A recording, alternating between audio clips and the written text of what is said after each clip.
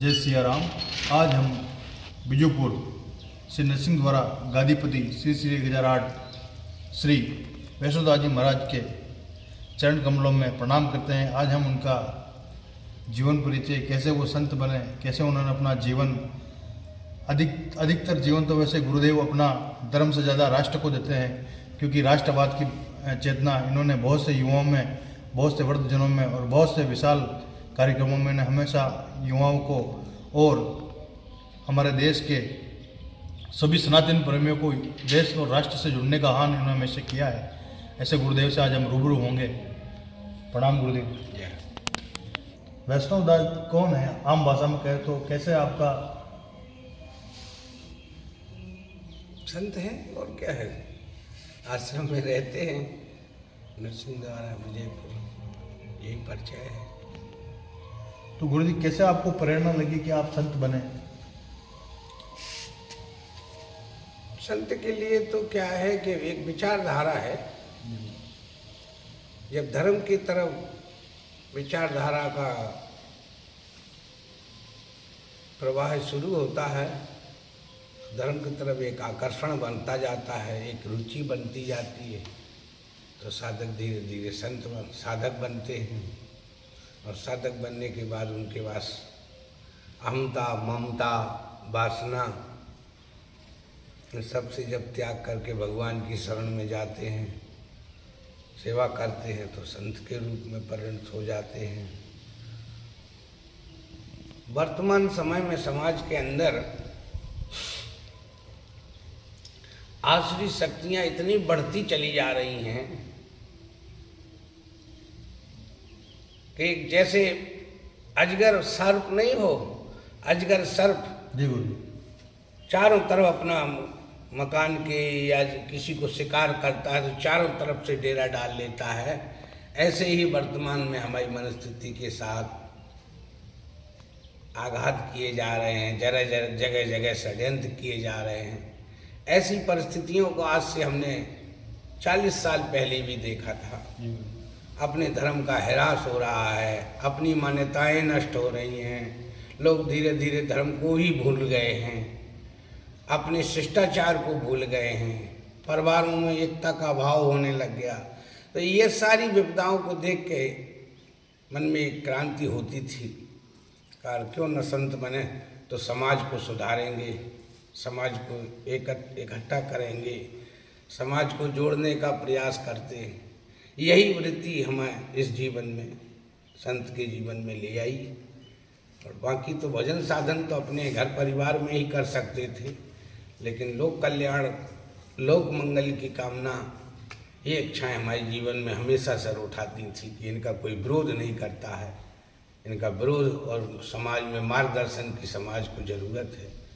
तो मेरे मन में इन विचारों ने अचानक क्रांति की, तो इस जीवन में आ गया, संत बन के जी रहा हूँ। तो आपको गुरु जी शिक्षा कहाँ से प्राप्त हुई, कैसे रहा आपका जीवन? संतों भ्रमण करते रहे, संतों के सानिध्य में रहे, आश्रमों में रहे, सेवा किया, समाज में जहाँ जहाँ ऐसी कुछ समस्याएं आती थी उनके पीछे अपने निराकरण के लिए उपायरत रहे, प्रयास किए।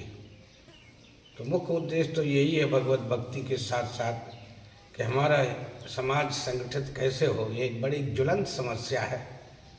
इतना धर्म प्रचार प्रसार सारी इस समय क्रियाएं हो रही हैं, लेकिन हमारे हिंदू जनमानस पर एकता की जब तक पूर्णता निष्ठा नहीं पैदा होगी, तब तक हमारा दृढ़ रहना बहुत कठिन है। गुरुदेव आपके गुरुजी कौन रहे और आपने दिखाया कब लिए गुरुजी?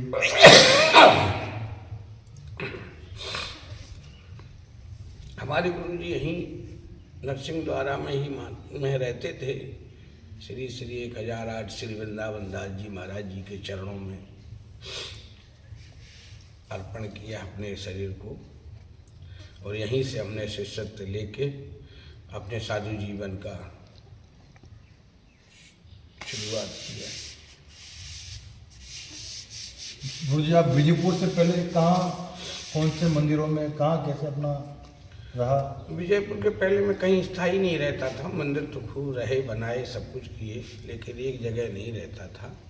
भ्रमण ही करता था, तो बना के छोड़ देते थे, फिर दूसरी जगह कहीं चले गए, वहाँ ऐसे बनाते थे, भ्रमण में रहते थे। फिर भ्रमण करते करते यहाँ आ गए मेवाड़ में। गुरुजी हम देखते हैं कि संतों का अधिकतर धर्म से नाता होता है, लेकिन गुरुजी आप जब भी आपका उद्बोधन कभी सुनने को मिलता है तो आप राष्ट्र की ओर बहुत जोर देते हैं कि राष्ट्र के निर्माण के लिए आप युवाओं को बहुत संबोधित करते हैं कि राष्ट्र की और बड़े उन्नति करें। ऐसा विचार कैसे गुरुजी आपके मन में आता है कि राष्ट्र को मैं की तरह देखते हैं कि मैं राष्ट्र के प्रति, राष्ट्र मेरा है, मैं राष्ट्र का हूँ? यह है कि देखो, संगठन की तो ऐसा है कि आज वर्तमान की परिस्थिति को देखते हुए ये सब चीज़ें मन में उठती हैं और शुरू से ही उठती रही कि स्वार्थ में जीवन में जो कोई आनंद नहीं है, जो परमार्थिक जीवन में भगवत भक्ति में जो आनंद है, मैं समझता हूँ कि संसार की किसी भी चीज़ में कहीं भी किसी प्रकार का वो आनंद नहीं है। और अपना हर हिंदू का कर्तव्य होना चाहिए कि धर्म के बगैर, धर्म कोई भी हो, धर्म के बगैर अगर आदमी का सिद्धांत ही स्थिर नहीं है तो उसकी मानवीयता का आधार अधूरा है। अधिकतर गुरुजी आजकल एक ट्रेंड चल रहा है कि अधिकतर जो युवा होता है वो संत बनने की कगार पा रहे, तो ऐसे युवाओं के लिए आप क्या कहेंगे गुरुजी? संत सभी तो बन ही नहीं सकते हैं, और सब बन भी जाए तो इतना कोई वो विशेष नहीं है, क्योंकि संत बाहर से कोई बनने से प्रयोजन नहीं हल होते हैं। अपनी अंतरात्मा के परिवर्तन होनी चाहिए, सिद्धांतों में परिवर्तन, दृढ़ निष्ठा होनी चाहिए। जो पहले तो संस्कारवान हों, संस्कारवान के बाद सेवा, संयम, साधना, क्रम बाई क्रम अगर हम चलेंगे तो लंबी प्रोसेस है। और भगवान का भरोसा ही इसमें काम करता है। भगवान के भरोसे ही की, उनकी ही शक्ति पर, उनके भरोसे चल चल के इस मार्ग पर कल्याण का साधन ढूंढते हैं। और जन कल्याण ही इसमें प्राथमिकता है, परोपकार ही प्राथमिकता है। परहित के लिए धर्म का जन्म हुआ है। जैसे देश के लिए संविधान है कि देश चलता है संविधान के लिए से चलता है, ऐसे ही मानव जीवन का संविधान धर्म है। मनुष्य देह लिए हैं तो हमें धर्म को धारण करके अपने कर्तव्य रूपी पूजा को करना चाहिए। और कर्तव्य रूपी पूजा करें, एक दूसरे के अपने अपने कर्तव्यों का पालन करते हुए एक दूसरे से शिष्टाचार बनाएं, एक दूसरे से जुड़ें और उनके मौके पे काम आएं। यही बहुत बड़ी उपलब्धि है। गुरुजी आजकल ये देखने को ज़्यादा मिल रहा है कि धार्मिक प्रवृत्ति के जो लोग होते हैं उनको परेशानियां बहुत आती हैं गुरुजी, तो ऐसे साधकों को आप क्या कहना चाहेंगे गुरुजी के वो धार्मिक होते हुए भी गुरुजी उनके जीवन में परेशानी आती है तो उनको कैसे वो समाधान करें, कैसे भगवान के प्रति अपना भरोसा कायम करें? जीवन में जितनी भी परेशानियां आती हैं उनसे हम संघर्ष करें, उनसे हम विचलित ना हों, अपने ध्येय पर दृढ़ रहें, तो कुछ समय बाद वो परेशानियां हमको मजबूत करने आती हैं, हमको सशक्त बनाने आती हैं, जिससे हमारा चरित्र, हमारा समाज मजबूत होता है। तो वो परेशानियां मजबूत होने के बाद फिर काम नहीं करती हैं। यूँ कहे तो गुरुजी भगवान के ऊपर अटल विश्वास से सारी परेशानियां दूर की जा सकती हैं। हाँ, लेकिन ये अटल विश्वास होना कठिन है ना। अब लोग अपने माँ बाप पर विश्वास नहीं करते हैं, परिवार पर विश्वास नहीं करते हैं, तो भगवान पर विश्वास होना तो बहुत कठिन बात है। लेकिन हाँ, अभ्यास के द्वारा हम रोज रोज उनके प्रति साधनों से, उनके प्रति जुड़ाव, उनके प्रति क्रियाएँ करने से हमारे अंदर विश्वास की शक्ति बढ़ती है, और उनके परिणाम जब मिलते हैं तब और विश्वास की शक्ति बढ़ती है। उसी रूप को जब हम धारण कर लेते हैं तो फिर वो विश्वास का स्वरूप बन जाता है।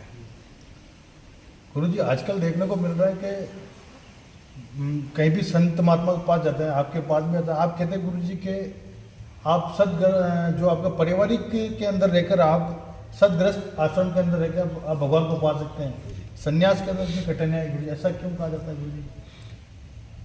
परमात्मा की प्राप्ति ये नहीं है कि हम, भगवान ने 4 आश्रम बनाए हैं।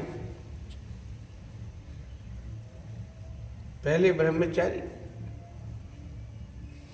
वानप्रस्थ, संन्यास। तो ये किसी भी आश्रम में हम भगवान को खोज सकते हैं, किसी भी आश्रम में। ब्रह्मचारी जीवन में हम साधनाएं, क्रियाएं, ध्यान धारणा इनके द्वारा, और जिनको शिक्षा नहीं है वो सेवा के द्वारा।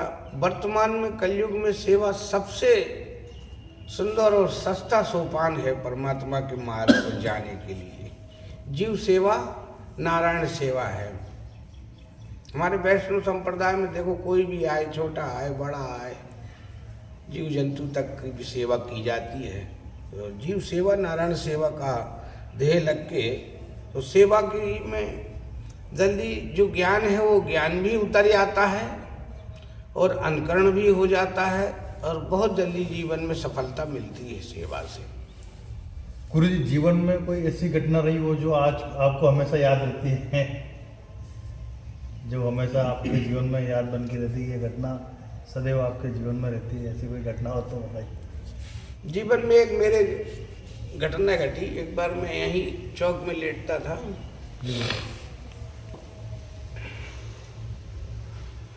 रात में सर्प आया, हमारी पीठ पे आके बैठ गया। जब पीठ पे बैठ गया, मेरे नींद में था, मेरे को पता नहीं लगा। जब नींद खुली तो मेरे को पता लगा कि मेरे सर पीठ पे कोई वजन है। जब मैंने उसको पीछे से जब उसको देखा तो लगा कि सर्प बैठा हुआ है। तो मैंने कहा भगवान है तो डरने की क्या जरूरत है। और भगवान से ही कहा, प्रार्थना मन ही मन कर रहा हूँ, प्रभु जी सर्प मेरे को अगर खा लेगा तो आपको कौन मानेगा? कि पुजारी को भी नहीं बचा पाए हो तो आपको मानेगा कौन? तो भगवान कह रहे हैं कि उसमें भी मैं हूँ और तेरे में भी मैं हूँ, दोनों में मैं हूँ। अब तू बीच का रास्ता, डर मत, बीच का रास्ता निकाल। तो बीच का रास्ता कैसे निकाले? अगर हम सर्प को पकड़ते हैं तो खा जाएगा, अब कैसे निकालें? तो मैंने एक युक्ति निकाली कि छलांग लगाई एक विपरीत दिशा में, उस सर्प को विपरीत दिशा में चादर ओढ़े हुए थे, उस चादर को लपेट के फेंका तो सर्प दूर चला गया और हम बच गए। ये मेरी जीवन में अद्भुत घटना घटी और उस घटना में हमें जरा भी भय नहीं लगा। तो मेरे को और परमात्मा के प्रति आस्था बढ़ती गई कि देखो सर्प भी आया, देखो उनका नाम का प्रभाव को देखो, नहीं काटा, बैठा बैठा चला गया। ऐसी जीवन में कई घटनाएं हुई हैं जो विश्वास को बढ़ाने वाली हैं और आस्था को जागृत करने वाली हैं। ये तो सत्य है कि परमात्मा है, इस सृष्टि का संचालन वही कर रहे हैं। उनके नाम अलग हो सकते हैं, रूप अलग हो सकते हैं, लेकिन है ही एक ही शक्ति जो सारी सृष्टि को चला रही है। उसी को हम भगवान कहते हैं, राम कहते हैं, कृष्ण कहें, यह है। गुरु जी, जैसे आपका कहीं उद्बोधन होता है तो आप पुलिस वालों को कहते हैं कि चोर है पुलिस वाले, ये मीडिया वाले भ्रष्ट है जो अपने ही माँ बहनों के अस्मित नहीं छाप के उन महिलाओं और अत्याचारों के लिए, नेताओं के लिए नहीं कह के अपने गरीबों के लिए, शोषण हो रहा है उनके लिए नहीं बोलते हैं। ऐसा आपका विरोध रहता है गुरु जी हर मंच पर। तो अब संत का काम सही को तो सही कहना है। अब तुम सुधरो ठीक है, न सुधरो तो भी ठीक है, हमें तो जो हो रहा है वो तो कहना पड़ेगा। अब उसका विरोध हो तो हो। जी गुरु जी, आज एक लास्ट और अंतिम क्वेश्चन है गुरु जी, आज के युवाओं के लिए आपके क्या विचार है जो पाश्चात्य संस्कृति से घिरे हो गए? गुरु जी, आजकल मोबाइल के चलते सब युवा मोबाइल के अंदर ऐसे घुसे हुए हैं कि अपनी संस्कृति को बोलने के लिए तैयार हो गए। छोटी छोटी उम्र में बलात्कार जैसे मामले आ रहे हैं, बच्चों के साथ अस्मत हो रहे हैं, युवा खेल के माध्यम से, सट्टों के माध्यम से मोबाइल में गिरे हुए हैं। ऐसे युवाओं के लिए गुरुजी आपका? युवा जो है संस्कारहीन हो रहे हैं। सबसे पहले बच्चे के लिए अगर धार्मिकता है बच्चे के अंदर, तो सबसे पहले उसके भगवान माता पिता हैं।